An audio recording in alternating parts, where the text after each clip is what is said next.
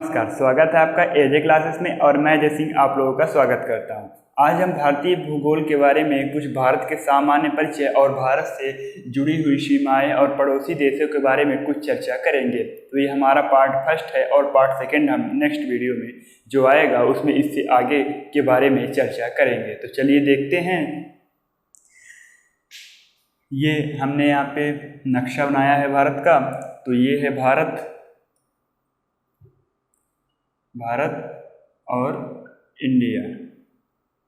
संविधान में भारत के दो नामों का उल्लेख मिलता है, भारत और इंडिया। इन्हीं का वास्तविक महत्व है। अब हम इनसे जुड़े हुए कुछ पड़ोसी देशों के बारे में जानने की कोशिश करते हैं। तो चलिए, ये जो भारत के इधर से शुरू करते हैं, उत्तर पश्चिमी भाग में जो है ये है पाकिस्तान का क्षेत्र। पाकिस्तान और उसके बाद जो है वह अफगानिस्तान है।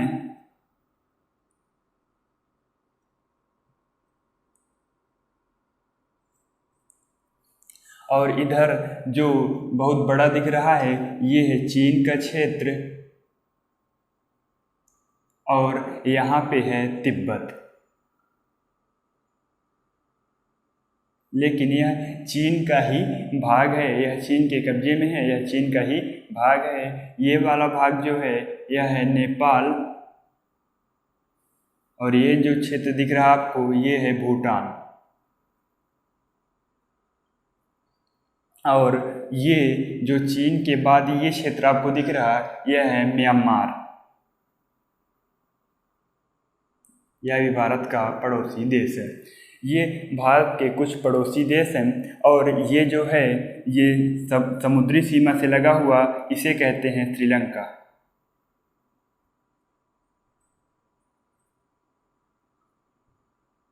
और ये एक है ये है मालदीव।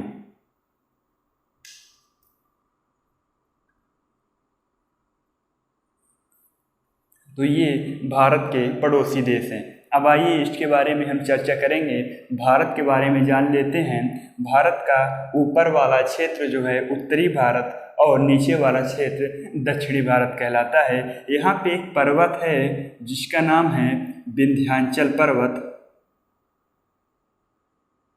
विंध्याचल यहीं से एक कर्क रेखा गुजरती है। तो आप दोनों में से मान सकते हैं कि वह भारत को दो भागों में विभाजित कर देती है, उत्तरी भारत और दक्षिणी भारत। तो ये वाला भाग कहलाता है उत्तरी भारत और ये वाला भाग कहलाता है दक्षिणी भारत।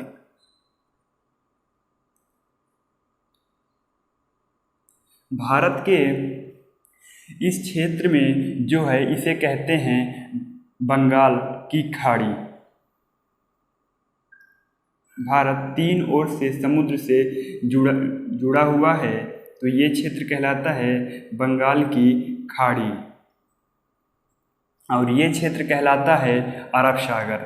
जो ये गुजरात का क्षेत्र है ये कहलाता है अरब सागर। और नीचे का जो क्षेत्र है जहाँ श्रीलंका स्थित है वह भारत का सबसे दक्षिण वाला क्षेत्र, उसे कहते हैं हिंद महासागर। आप इसको अब समझने की कोशिश करिए, फिगर वाइज हम कोशिश करेंगे तो हमको आसानी से याद हो जाएगा। तो इसको याद करने का तरीका है, बंगाल की खाड़ी जो है वह पश्चिम बंगाल की तरफ पड़ता है। तो आसानी से आप याद रख सकते हैं कि बंगाल की खाड़ी इस तरफ है और अरब सागर इस तरफ है। अब ये जो दक्षिणी भारत है इसको प्रायद्वीपीय भारत के नाम से भी जाना जाता है। प्रायद्वीप क्या है तो आप इसमें कंफ्यूज ना हो। तो इसके लिए हम आपको बता दें कि जो तीन ओर से जल और एक ओर से स्थल से जुड़ा हुआ हो उसे प्रायद्वीप कहते हैं। यहाँ पे देखिए भारत एक बंगाल की खाड़ी, अरब सागर और हिंद महासागर से है और एक ओर स्थल से जुड़ा हुआ है, इसलिए इसे प्रायद्वीप और यहाँ इसे प्रायद्वीपी। बहुत सारे एग्जाम्स में इसका उल्लेख प्रायद्वीप के रूप में मिलता है। तो आप आसानी से याद रख सकते हैं प्रायद्वीप क्या है। तो ये हो गया भारत से जुड़े हुए कुछ प्रश्न। और यहाँ पे जो है ये है अंडमान निकोबार द्वीप समूह, अंडमान। और ये वाला भाग जो है इसे कहते हैं लक्षद्वीप। अब हम कुछ इनसे जुड़ी हुई भारत की सीमाओं से चर्चा करने की कोशिश करते हैं। तो जो यहाँ से स्थल से और पूरा ये वाला क्षेत्र लेके जो यहाँ तक का क्षेत्र है वो कुल 15,200 किलोमीटर है, 15,200 किलोमीटर। तो ये जो है तो 15,200 किलोमीटर स्थलीय सीमा है। भारत की पूरी स्थलीय सीमा जो है 15,200 किलोमीटर है। कहीं कहीं आपको यह 100 भी मिल सकता है, लेकिन आपको 15,200 याद रखना है। ये जो पूरा है 15,200 यहाँ से लेके पूरा यहाँ तक, ठीक, ये जो स्थल है। और जो ये जलीय सीमा है जिसे तट रेखा या तटीय क्षेत्र जिसमें भारत के राज्य लगते हैं, यहाँ से लेके यहाँ तक का क्षेत्र जो है जो जलीय सीमा, इसका जो कुल है वह है 6100 किलोमीटर। ये जो कुल क्षेत्रफल है वह है 6100 किलोमीटर। और अगर आप ये जो लक्षद्वीप और अंडमान निकोबार केंद्र शासित प्रदेश हैं इनकी भी अगर तटीय रेखा को आप जोड़ लेंगे तो कुल जो है वह हो जाता है 7516.6 किलोमीटर। ये हो जाता है टोटल भारत की तटीय सीमा की लंबाई, भारत के राज्य और केंद्र शासित प्रदेशों को मिलाकर। अब हम भारत के पड़ोसी देशों से जानने की कोशिश करेंगे, उनसे कुछ प्रश्न। तो भारत के 7 स्थलीय पड़ोसी देश हैं, स्थलीय, ठीक, इसको आप याद रखेंगे। 7 स्थलीय पड़ोसी देश हैं और 2 जलीय पड़ोसी देश हैं। तो जलीय पड़ोसी देश श्रीलंका है और मालदीव है, ठीक ना। और 3 जो है वह जलीय और स्थलीय दोनों हैं।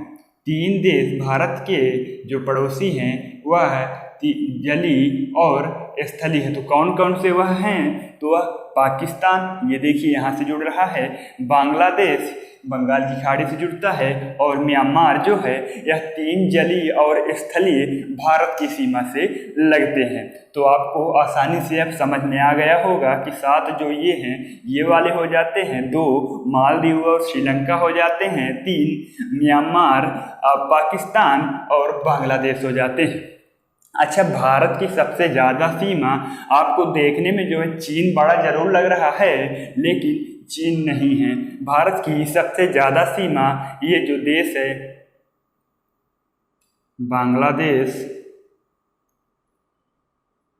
बांग्लादेश से लगती है, जो कुल 4,096 किलोमीटर है। तो सबसे ज़्यादा सीमा भारत की किस देश से लगती है? तो आपको आसानी से याद रहना चाहिए 4,096 किलोमीटर बांग्लादेश से। क्यों? क्योंकि यह चारों तरफ भारत से घिरा हुआ है, इसलिए भारत की सीमा सर्वाधिक बांग्लादेश से लगती है। और सबसे कम सीमा वो जो है 106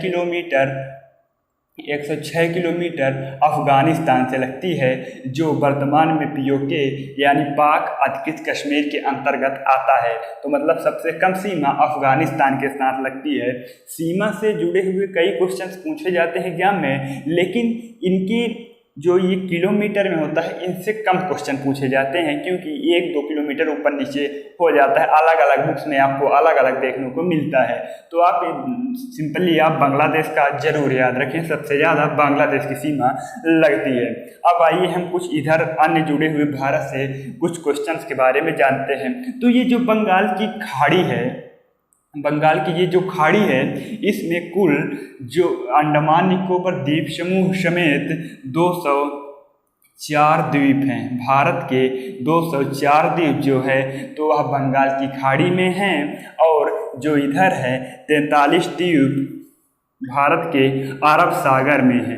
तो यह 43 द्वीप भारत के अरब सागर में हैं और 204 द्वीप भारत के बंगाल की खाड़ी में। कुल 247 द्वीप हो जाते हैं भारत के, ठीक। तो कितने भारत में द्वीप हैं? 247। एक एग्जाम्स में पूछा गया था कि लक्षद्वीप के कितने द्वीप हैं। लक्षद्वीप पूरा एक नहीं है, उसमें कई द्वीप हैं। तो इसमें कुल जो है तो 36 द्वीप जो अकेले के लक्षद्वीप के हैं, बाकी अन्य हैं। तो लक्षद्वीप की 36 है, ये आप याद रखेंगे, एक एग्जाम में पूछा जा चुका है। अब हम कुछ, ये तो भारत से जुड़े हुए कुछ क्वेश्चन हो गए। अब हम इनसे जो सीमा से क्वेश्चन बनते हैं, यानी रेखा या सीमा आप समझ सकते हैं, किस देश से कौन सी सीमा लगती है, उनसे जुड़े हुए कुछ प्रश्नों के बारे में हम डिस्कस करेंगे। तो चलिए देखते हैं। आप देख रहे हैं ये जो सीमा है पाकिस्तान और अफगानिस्तान के बीच, इसका निर्माण सन 1896 में जब भारत अंग्रेजों के चंगुल में था, उस समय इस सीमा का निर्माण हुआ था। तो जो ये सीमा है इसे कहते हैं डूरंड रेखा।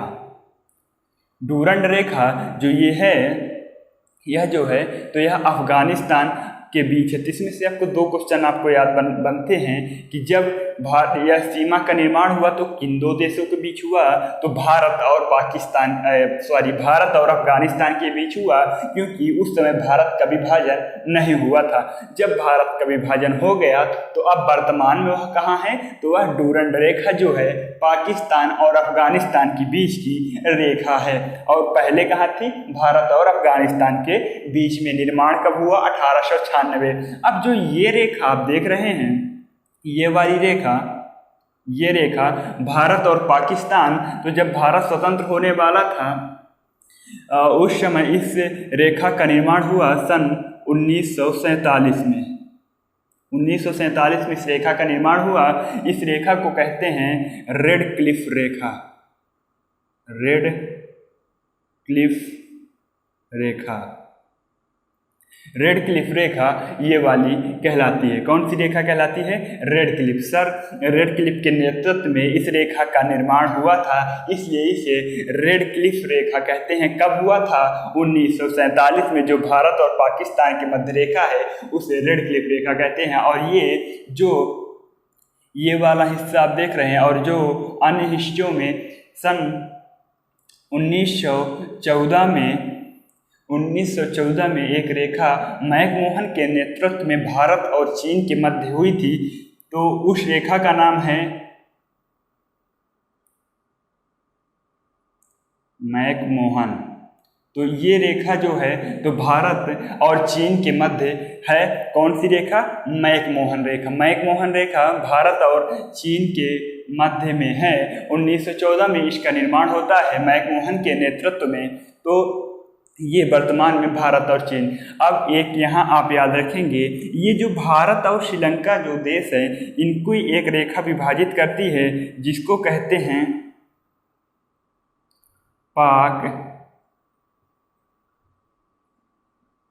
जल संधि।